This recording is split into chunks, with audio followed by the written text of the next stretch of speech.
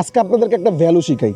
আমার হাতে যে পানির বোতলটা দেখতেছেন, প্রোডাক্ট অফ ইতালি, এই পানিটা আপনি যদি ইতালির যে কোনো একটা সুপার শপ থেকে কিনতে চান কয় টাকা পড়বে জানেন? মাত্র 50 পয়সা, যা বাংলা টাকায় 60 টাকার মতো আছে। বাংলা টাকা হিসাব করে লাভ নেই ভাই, ইতালি থাকি, ইতালি হিসাব করেন। 50 পয়সা। আপনি যখন এটা রেস্টুরেন্ট থেকে কিনতে যাবেন, কোনো বার থেকে কিনতে যাবেন, তখন এটার প্রাইস পড়বে 1.5 টাকা। এই সেম পানিটা আপনি যখন কোনো এয়ারপোর্ট থেকে কিনতে যাবেন, তখন এই পানিটা আপনার কাছে রাখা হবে 10 টাকা। পানি কিন্তু একই, আমাদের বাংলাদেশে কিন্তু বাম পানি আছে, দোকান থেকে 30 টাকা, 15 টাকা, 20 টাকায় কেনা যায়। রেস্টুরেন্টে গেলে 200-300 টাকা হয়, এয়ারপোর্টে গেলে আরো বেশি, 500 টাকা পর্যন্ত একটা পানি বিক্রি হয়।